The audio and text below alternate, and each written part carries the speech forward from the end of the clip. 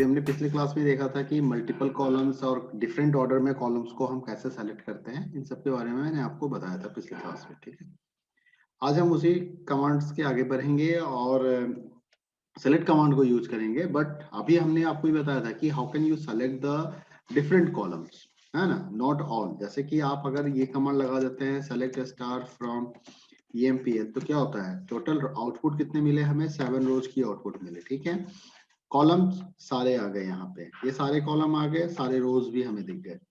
But अगर इसी जगह पे हम कमांड लगा देते हैं select name comma address comma DOB from EMPL, तो इस केस में क्या होता है, आउटपुट तो 7 रोज ही मिले हमें, यहाँ देख सकते हैं कि 7 रोज आउटपुट ही आपको दिख रहे हैं।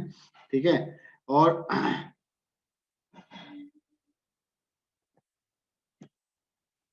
7 रोज ही आउटपुट आपको मिल रहे हैं यहाँ पे, है ना।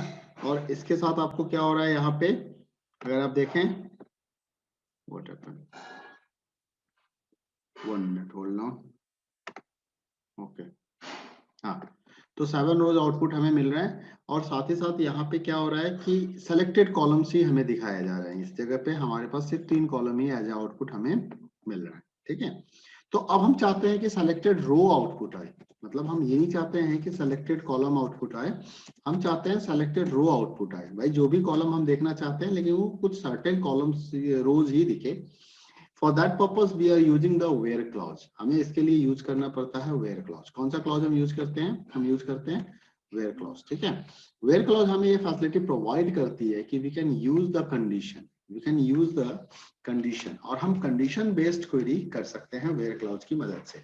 तो इस where clause को आपको यूज करना पड़ेगा सेलेक्ट स्टेटमेंट के साथ, और आप कंडीशन लगा सकते हैं। कैसे लिखते हैं where clause, तो यहाँ पे होता है सेलेक्ट स्टार, जो भी कॉलम का नाम देना है या कंप्लीट कॉलम आपको देखना है, accordingly you have to put here. उसके बाद फ्रॉम हो गया, टेबल का नाम दे दिया। अब आपको यहाँ पे वेयर है, वेयर के बाद जो होता है वो होता है आपका कंडीशन। वेयर के बाद हम कंडीशन लगाते हैं। तो कंडीशन कैसे लगाते हैं, हम किसी कॉलम का नाम लिखते हैं और उसके बाद हम एक सर्टेन ऑपरेटर को यूज करते हैं और यहाँ पे एक वैल्यू देते हैं कंपेयर करने के लिए। जैसे मान लीजिए यहाँ पे आपके,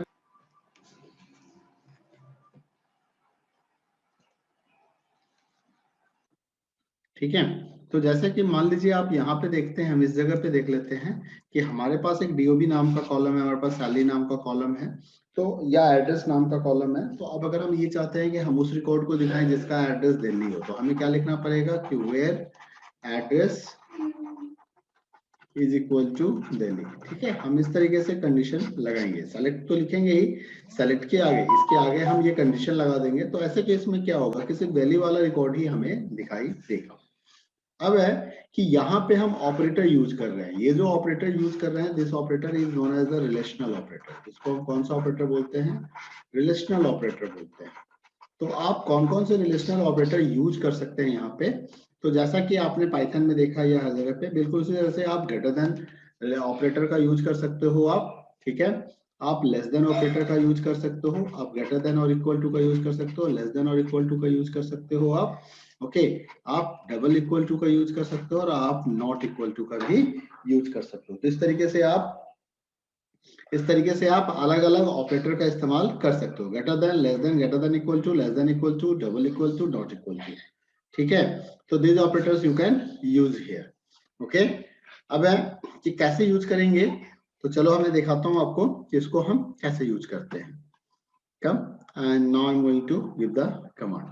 तो यहाँ पे हम कमांड डाल के देखते हैं। जैसे कि मान लीजिए मैंने कमांड लिखा select star from EMPL where, और मैंने लिखा एड्रेस इक्वल टू मैंने लिख दिया दिल्ली, एड्रेस इक्वल टू लिख दिया मैंने दिल्ली। अब मैंने सेमीकोलन नहीं दिया था, देखो अब हमें सिर्फ दिल्ली वाला रिकॉर्ड ही दिखाई दे रहा है। अगर इसी जगह पे मैं यहाँ पे लिख दूंगा न्यू दिल्ली, सपोज मैंने लिख दिया न्यू दिल्ली, ठीक है, तो अब आप देखिए ये न्यू दिल्ली वाला रिकॉर्ड हमें आउटपुट में दिखा रहा है। 2 रिकॉर्ड है जो न्यू दिल्ली से बिलोंग्स कर रहे हैं इस टेबल के अंदर में। तो इस तरीके से आप इक्वल टू ऑपरेटर का यूज कर सकते हैं। मान लीजिए सैलरी हमारा न्यूमेरिकल डेटा है, तो हम यहाँ पे ग्रेटर देन लेस देन का भी इस्तेमाल कर सकते हैं।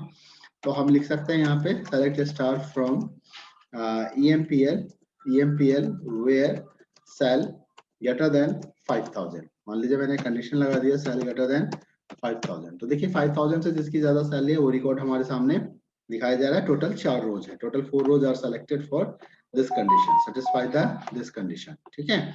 इस तरीके से आपको ये 4 रो की आउटपुट यहाँ पे दिखाया जा रहा है। अब आपने लिख दिया यहाँ पे select star from EMPL where sal less than 5000, तो लेस देन 5000 में देख लेते हैं, तो हमारे पास एक रिकॉर्ड है, ठीक है।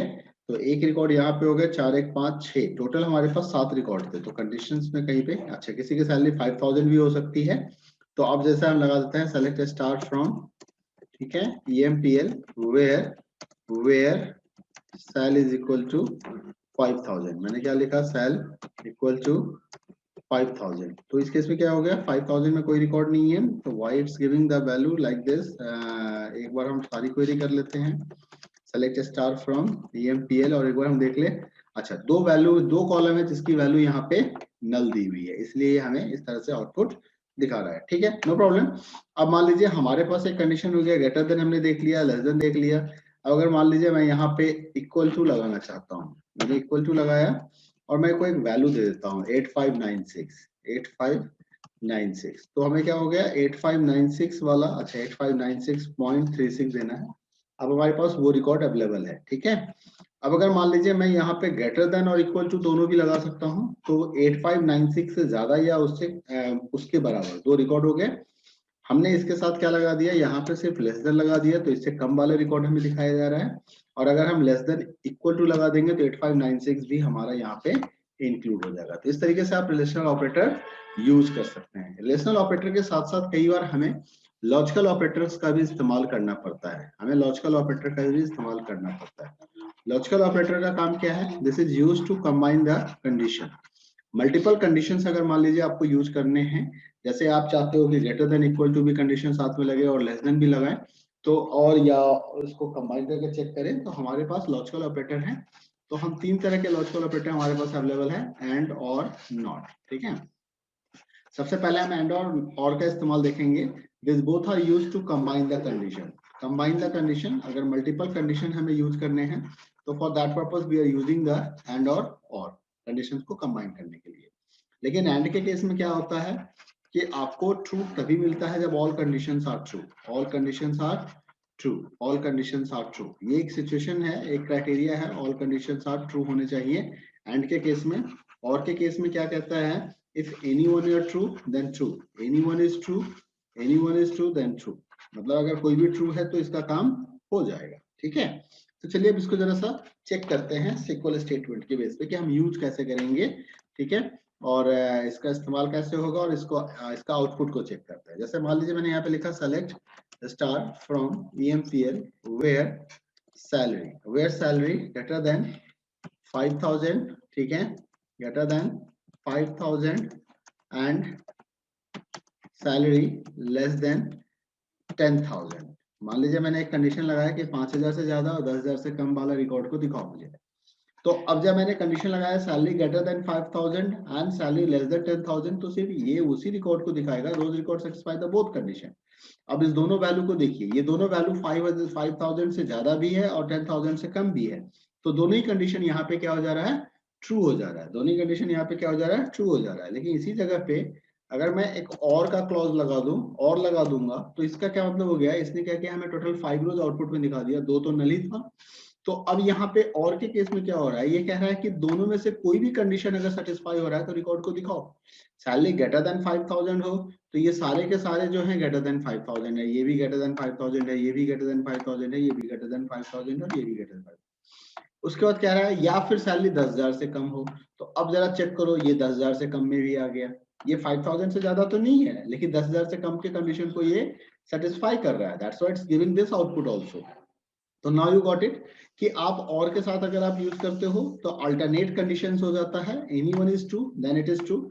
एंड के केस में क्या हो जाता है कि दोनों ही कंडीशन सेटिस्फाई होना चाहिए। जैसे फॉर एग्जांपल के केस में देखा जाए, मान लीजिए मैंने यहाँ पे लिख दिया कि ग्रेटर देन 1000 हो एंड लेस देन 2000 हो, एक भी रिकॉर्ड नहीं आएगा हमें, क्योंकि हमारे पास कोई ऐसी रिकॉर्ड ही नहीं है जिसकी सैलरी 1000 से 2000 के बीच में है।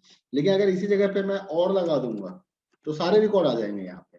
क्यों? क्योंकि ग्रेटर देन 1000 वाला कंडीशन सेटिस्फाई हो गया, ये इन सभी ने ग्रेटर देन 1000 के कंडीशंस को सेटिस्फाई कर दिया, that's why we are getting the all outputs. So now it's clear to you कि कैसे हम एंड का इस्तेमाल करते हैं और का इस्तेमाल कैसे करते हैं। ठीक है, अब है कि अगर मान लीजिए कि आप एंड और हो गया, हमारा कंडीशंस हो गया, ग्रेटर देन हो गया, इक्वल टू हो गया, ये जरूरी नहीं है कि हम एंड और का इस्तेमाल करेंगे तो कॉलम हमेशा सेम रहेगा, हम डिफरेंट कॉलम के साथ भी काम कर सकते हैं। जैसे मान लीजिए मैंने यहाँ पे लिख दिया कि सैलरी ग्रेटर देन 5000 हो एंड एड्रेस जो है वो दिल्ली हो या न्यू दिल्ली हो। ठीक है, सैलरी ग्रेटर देन 5000 हो और एड्रेस जो है देख लेते हैं, न्यू दिल्ली वाला एड्रेस है क्या 5000 ज्यादा, हाँ है ना, और एड्रेस जो है वो न्यू दिल्ली हो। हमने ये कंडीशन लगा दिया तो अब देखिए हमारे पास दो रिकॉर्ड आ गया, सैलरी ग्रेटर देन 5000 यस है और दोनों का एड्रेस देखो न्यू दिल्ली का रिकॉर्ड ही है। तो इस तरह से आप मल्टीपल कंडीशन लगा सकते हैं। ठीक है, और अगर मान लीजिए मैंने यहाँ पे कंडीशन लगा दिया कि address not equal to New Delhi हो, तो ऐसा कोई रिकॉर्ड हमें नहीं मिलने वाला है, not equal to New Delhi हो। तो इसमें क्या हो गया, देखो सैलरी ग्रेटर देन 5000 तो ये दोनों ज्यादा है और not equal to New Delhi इसने कह दिया, तो देखो ये मुंबई और रेवाड़ी का रिकॉर्ड हमारे सामने अवेलेबल हो गया, दिल्ली नहीं है ये। तो इस तरीके से आप कंडीशन लगा सकते हैं डिफरेंट फील्ड्स पे भी और इसके ऊपर भी। ठीक है, तो नाउ वी अंडरस्टैंड कि how can use the and clause, how can use the greater than equal to, how can use the less than और इक्वल। ठीक है, मल्टीपल कंडीशंस कैसे लगाते हैं, अब ये हमारे समझ में आ गया। ठीक है, selecting a particular column that I already told you, कि वो मैंने आपको पहले बता दिया था कि हम पर्टिकुलर कॉलम को कैसे सेलेक्ट करते हैं, दैट इंफॉर्मेशन डन। अब आता है डुप्लीकेट डेटा को रिमूव करने का। ठीक है, कि how we can remove the duplicate data, how we can remove the duplicate data, हम डेटा को कैसे रिमूव करेंगे डुप्लीकेट डेटा को। तो इसके लिए हमें क्या करना होता है, हमें कुछ कीवर्ड्स यूज करने होते हैं and that keyword is known as the distinct keyword. देखो डुप्लीकेट का मतलब क्या है कि जैसे मान लीजिए कि मैंने यहाँ पे क्वेरी, मैं एक क्वेरी करता हूँ यहाँ पे और मैंने एक कमांड लिखा यहाँ पे सेलेक्ट स्टार फ्रॉम EMPL, तो अब देखिए हमारे पास सारे रिकॉर्ड्स आ गए। अब अगर मैं यहाँ पे चेक करूँ, इसको चेक करने जाऊँ, तो आप नोटिस करना इसके एड्रेस कॉलम को ध्यान से देखो, इसके एड्रेस कॉलम को ध्यान से देखो, तो यहाँ पे कुछ एड्रेस जो है वो डुप्लीकेट वैल्यू है, कुछ एड्रेस जो है वो हमारे पास डुप्लीकेट वैल्यू है, जैसे न्यू दिल्ली है, रेवाड़ी है, मुंबई हो गया, तो न्यू दिल्ली 2 बार आया हुआ है, रेवाड़ी तो एक ही बार है, मुंबई और दिल्ली एक ही बार है। तो कुछ एड्रेस हमारे पास डुप्लीकेट है। अब हमें, अगर मैं आपसे पूछूं कि टोटल रिकॉर्ड्स बताओ कि कोई कितने सिटी से बिलोंग्स करते हैं, how many cities they are, unique value क्या है, तो इसके लिए हमें कमांड लिखना पड़ता है सेलेक्ट डिस्टिंक्ट। क्या लिखना पड़ता है, डिस्टिंक्ट, और डिस्टिंक्ट के आगे हम एड्रेस लगा देते हैं फ्रॉम EMPL, तो ये क्या करेगा, हमें डिस्टिंक्ट एड्रेस दिखा देगा। अब देखो न्यू दिल्ली इसने एक ही बार दिखाया, अब एक बार इसको फिर से समझना, मैंने यहाँ पे लगा दिया सेलेक्ट एड्रेस, तो आप देखो यहाँ पे टोटल 7 वैल्यू आ गए, नल भी आ गए, नल 2 बार आ गया, न्यू दिल्ली भी 2 बार आ गया यहाँ पे। ठीक है, दिल्ली तो एक ही बार है तो ठीक है, मुंबई एक बार है ठीक है, रेवाड़ी एक बार है तो ठीक है। यहाँ पे देखो जब मैंने डिस्टिंक्ट लगाया था तो न्यू दिल्ली 1 टाइम है, दिल्ली 1 टाइम है, नल भी 1 टाइम है, मुंबई भी 1 टाइम है, रेवाड़ी भी 1 टाइम है। तो इन दिस वे ये क्या कर रहा है, डिस्टिंक्ट रिडंडेंट डाटा को रिमूव कर दे रहा है। डिस्टिंक्ट का एक अपोजिट कीवर्ड है जिसको ऑल कहते हैं, बाय डिफॉल्ट जो है वो ऑल ही कमांड रहता है, बाय डिफॉल्ट वो ऑल काम करता है। सेकंड थिंग ये है कि डिस्टिंक्ट को यूज करने का एक तरीका ये भी है कि हम इस तरीके से भी यूज कर सकते हैं, हम डिस्टिंक्ट को इस तरीके से भी यूज करते हैं, हम डिस्टिंक्ट और एड्रेस को इस तरीके से ब्रैकेट्स में बंद कर देते हैं। ठीक है, जो एड्रेस आप लिख रहे हो तो इसको ब्रैकेट में डाल देते हैं डिस्टिंक्ट के आगे, कुछ इस तरीके से, still it is working here. ठीक है, तो in this way we can use the distinct command. तो सेलेक्ट कमांड के साथ डिस्टिंक्ट कैसे यूज करते हैं, रिडंडेंट कैसे रिमूव करते हैं, तो ये कीवर्ड को याद रखना है कि distinct keyword is used to remove the redundant data, duplicates को रिमूव करने का काम करता है। ऑल के बारे में मैंने बता दिया कि all by default all he होता है, आप चाहे तो यूज करें चाहे तो उसे यूज ना करें, कोई प्रॉब्लम नहीं है। ठीक है, इसके बाद आता है हमारा कॉलम एलियास, कि क्या होता है ये column alias, what is the meaning of the column alias. Column aliases का मतलब होता है alternate name to the column. देखो एक तो टेबल के अंदर में कॉलम आपने नाम दे रखा है, अब आप चाहते हो कि जब वो क्वेरी में आउटपुट आए तो you will want to something different columns name, आपको कुछ और कॉलम का नाम चाहिए। ठीक है, तो उसके लिए हम एज क्लॉज को यूज करते हैं, एज क्लॉज के साथ हम क्या करते हैं, यहाँ पे कॉलम का नाम मेंशन करते हैं, एलियास नेम दे सकते हैं। तो जैसे मैंने यहाँ पे लिखा कॉलम नेम और यहाँ पे कॉलम एलियास हो गया, या यहाँ पे कॉलम नेम कॉलम एलियास हो गया फ्रॉम टेबल नेम, तो आप या तो एज क्लॉज को यूज कर सकते हो या विदाउट एज भी आप उसका इस्तेमाल कर सकते हो। चलो देखते हैं कि कैसे यूज हम करेंगे कॉलम को, कॉलम एलियास को। जैसे मान लीजिए हमारा यहाँ पे लिखा हमने सेलेक्ट मैं एक बार स्टार्ट कर लूं फ्रॉम EMPL। तो अब हमारे पास मान लीजिए ई कोड है। ई कोड को मैं एज ए एम्प्लॉय कोड, अगर मैं यहाँ पे लिखता हूँ सेलेक्ट ई कोड, सेलेक्ट ई कोड कॉमा नेम, ठीक है, नेम फ्रॉम EMPL। तो अब मान लीजिए मैं ई कोड की जगह पे एम्प्लॉय कोड लिखना चाहता हूँ, मैं चाहता हूँ कि आउटपुट में एम्प्लॉय कोड आ जाए। तो what I will do, I will use the as, और यहाँ पे मैं लगा दूंगा एम्प्लॉय कोड, ठीक है, एज लिख के, और उसके आगे मैंने एम्प्लॉय कोड को डबल कोट्स पे बंद कर दिया। देखो अब हमारा ई कोड की जगह पे क्या आ रहा है, एम्प्लॉय कोड आ रहा है। मान लो नेम की जगह पे हम एम्प्लॉय नेम लिखना चाहते हैं, तो हम यहाँ पे या सीधा ई नेम लिखना चाहते हैं, तो मैं यहाँ पे सीधा स्पेस देके भी ई नेम लिख सकता हूँ। सीधा स्पेस देके ई नेम लिख दूंगा, देखो यहाँ पे ई नेम आ गया। अब जरा सा इस चीज को समझना है बारीकी से। दो बातें हैं जिस चीज को ध्यान से समझने की जरूरत है। एक तो होता है कि आप एज के साथ आप एलियास का नाम मेंशन करें, एक होता है कि कॉलम के नाम के बाद सिर्फ स्पेस दे दीजिए, यहाँ पे सिर्फ स्पेस देके आप एलियास का नाम लिख दीजिए। बट यहाँ पे मैंने एलियास के नाम को सिंगल कोट या डबल कोट में नहीं लिखा है, जबकि इस जगह पे आप देख सकते हो कि it's written in a single quote, ठीक है। तो ध्यान रखना है, जब एलियास के नाम मल्टीपल वर्ड्स के होते हैं, मल्टीपल वर्ड्स के होते हैं, यानी कि एक सेंटेंस के फॉर्म में आप कुछ लिखना चाहते हो, दो वर्ड्स या दो से अधिक वर्ड्स लिखना चाहते हो, तो ये कंपलसरी है कि आप उसके आगे डबल कोट्स, उसको डबल कोट्स के अंदर बंद करो, ठीक है। एज हमारा एक ऑप्शनल क्लॉज है, एज हमारा एक ऑप्शनल क्लॉज है, आप एज लगा भी सकते हो और आप बिना एज के भी आउटपुट दे सकते हो। लेकिन सिंपल याद रखना हो तो आप हमेशा याद रखना कि as is used to provide the alias name. कई बार वो कीवर्ड पूछ लेता है, तो उस कीवर्ड का नाम बताइए जिसकी मदद से हम कॉलम एलियास क्रिएट कर सकते हैं। तो that is the as command, that is the as keyword. उसका आंसर क्या होगा, एज कीवर्ड होगा। ओके, तो नाउ यू अंडरस्टैंड कि how we can use the column alias, हम कैसे कॉलम एलियास को यूज करते हैं, ये समझ में हमें आ गया। आइए अब ऐसे मान लीजिए कई बार ना हम क्वेरी के साथ कैलकुलेशंस भी करना चाहते हैं, जैसे हम नेम दिखाना चाहते हैं, नेम के साथ हमने सैलरी दिखा दिया, फ्रॉम EMPL दिखा दिया। अब मान लीजिए हम सबके पूरे साल की सैलरी चेक करना चाहते हैं, I want to calculate the whole year salary. तो हमने क्या लिखा यहाँ पे, सैलरी मल्टीप्लाई 12। तो देखो मैं यहाँ पे कैलकुलेशंस भी कर सकता हूँ सेलेक्ट कमांड के साथ। अब ये क्या करेगा, सैलरी मल्टीप्लाई 12 दिखा देगा, ठीक है। अब मैं चाहता हूँ सैलरी मल्टीप्लाई 12 की जगह पे एनम सैलरी दिखाए, ये पर एनम पैकेज दिखा दे या एनम सैलरी लिखा हुआ आ जाए। तो what I will do, I will write here as, और यहाँ पे लिख दूंगा एनम सैलरी, ठीक है। मैंने लिख दिया एनम सैलरी या ईयरली सैलरी, आप कुछ भी लिख सकते हो, है ना। तो यहाँ पे now it's showing the annum salary. अब देखो ये पूरी 12 से मल्टीप्लाई करके दिखा रहा है इसकी वैल्यू को।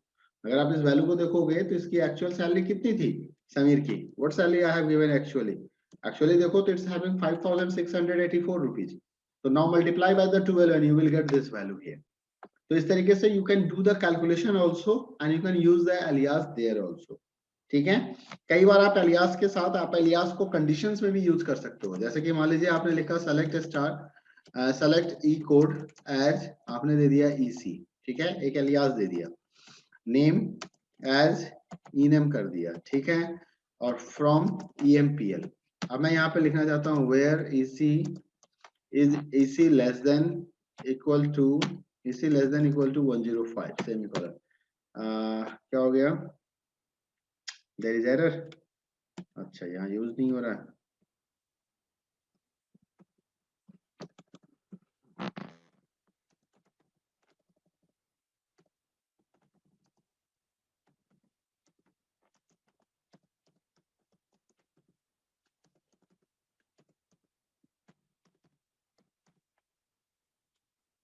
unknown column, okay, it's not working, no problem। Table alias तो यूज हो जाता है, column alias it's not working, no problem, I will check it and I will tell you later, ठीक है। चलो तो हमने क्या देखा कि how we can use the alias and how we can do the different types of the calculation with that, okay. So now condition based on range. अब select के साथ कुछ और क्राइटेरिया है हमारे पास जिसको हम यूज करेंगे, और वो क्या है कि हम रेंज वैल्यू के बीच पे भी काम कर सकते हैं। अब हमारे पास दो तीन क्राइटेरिया अलग अलग हैं सेलेक्ट का। एक तो हो गया रेंज, रेंज का मतलब क्या हो गया कि we can specify the range value. Range यानी कि आप स्टार्ट और एंड वैल्यू बता सकते हो, यू कैन स्पेसिफाई दैट कि यहां से लेके यहां तक की वैल्यू को दिखाओ, डिस्प्ले करो। And for that purpose we are using the between clause. हम क्या यूज करते हैं, बिटवीन क्लॉज यूज करते हैं। बिटवीन क्लॉज के साथ क्या होता है कि कंडीशन जो लिखना होता है उसमें हम कंडीशन ऐसे लिखते हैं, वेयर बिटवीन, और बिटवीन के आगे हम एक वैल्यू, मतलब यहाँ पे पहले तो कॉलम का नाम आ जाएगा, कॉलम नेम आ जाएगा, फिर बिटवीन आ जाएगा, फिर फर्स्ट वैल्यू आप दोगे, वैल्यू 1 दोगे, साथ में आप एंड लगाओगे, और फिर आप वैल्यू 2 दोगे। ध्यान रखना है कि वैल्यू 1 और वैल्यू 2 दोनों ही इंक्लूड हो जाएगा, दोनों ही आउटपुट में इंक्लूड होगा। जब ये कैलकुलेशन लगाएगा, मान लीजिए आपने वैल्यू बिटवीन 1 एंड 50 लिख दिया, 1 to 50 नहीं, 1 एंड 50, ये ध्यान रखिएगा। तो 1 भी इंक्लूड होगा, 50 भी इंक्लूड होगा। अगर मान लीजिए मैं 101 एंड 150 लिख देता हूँ, तो वो 101 से लेके 150 तक की वैल्यू को इंक्लूड करेगा। ठीक है, 101 भी इंक्लूड होगा, 150 भी इंक्लूड होगा, 102 और 149 तो हो ही रहा है इंक्लूड। तो इस चीज को ध्यान रखना है यहाँ पे। ठीक है, तो now I am giving to put the some commands. मैं कमांड डाल के दिखाता हूँ यहाँ पे।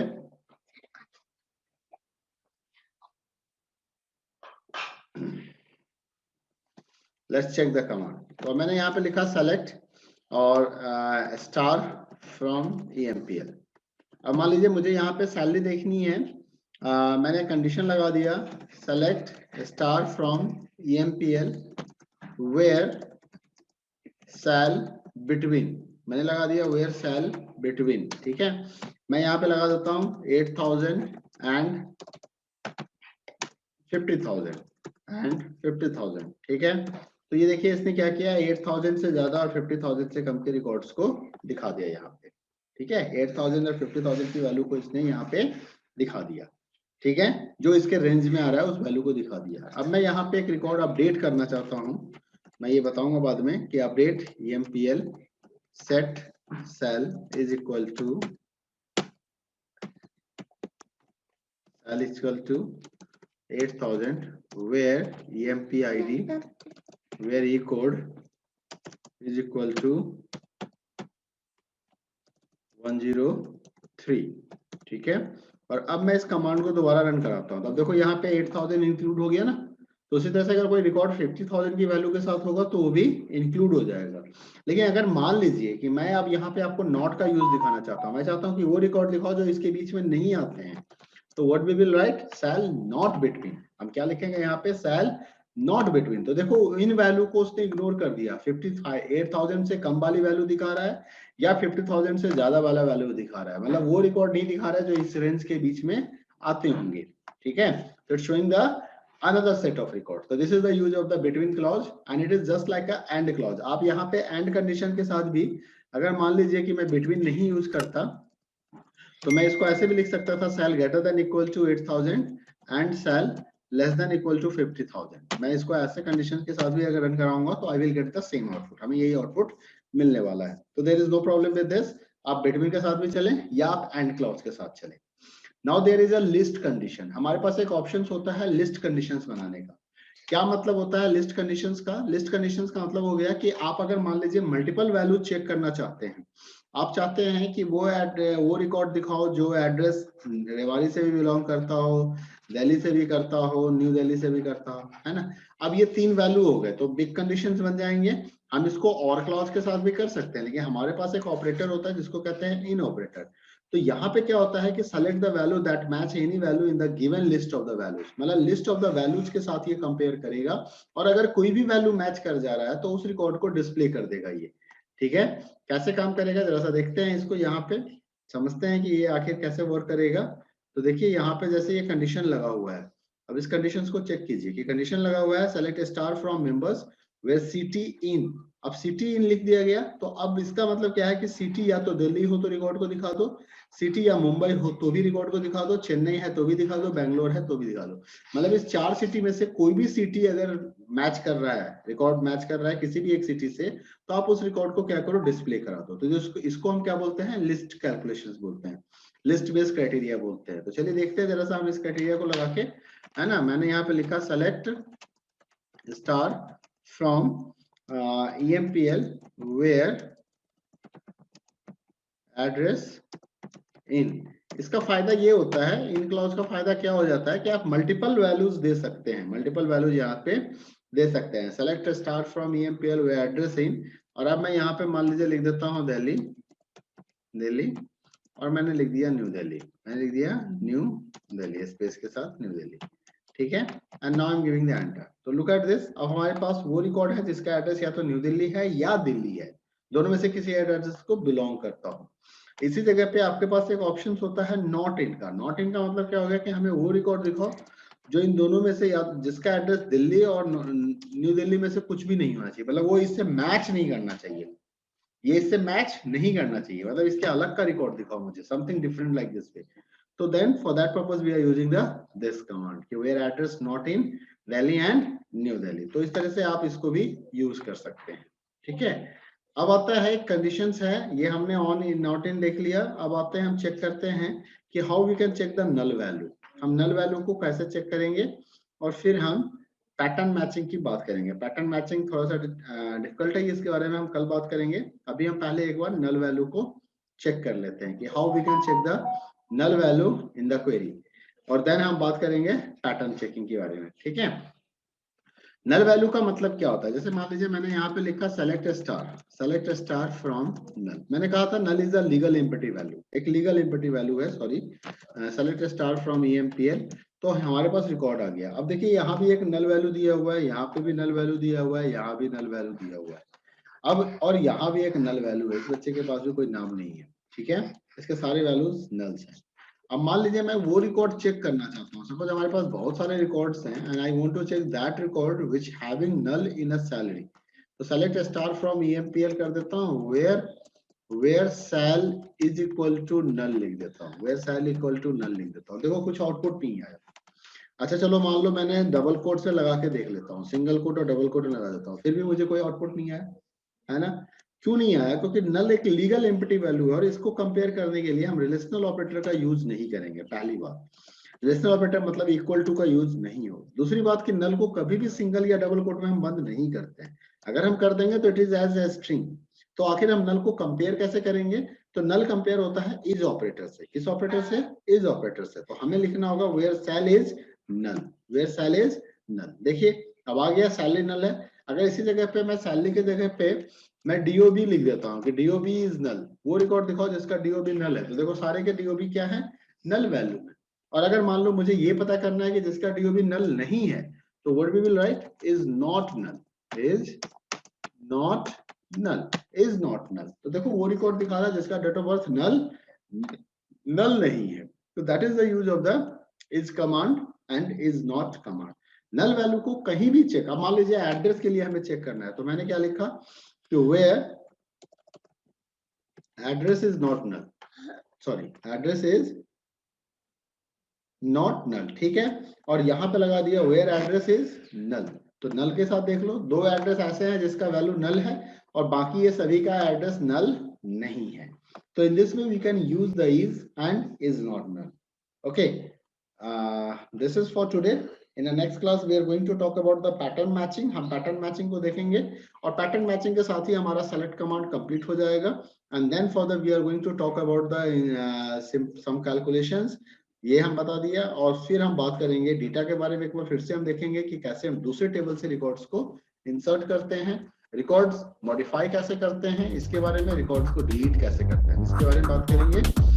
तो आई होप सो कि आपको समझ में आ गया होगा। अगर किसी तरह का कोई डाउट्स है तो आप पूछ सकते हैं further, you can now ask.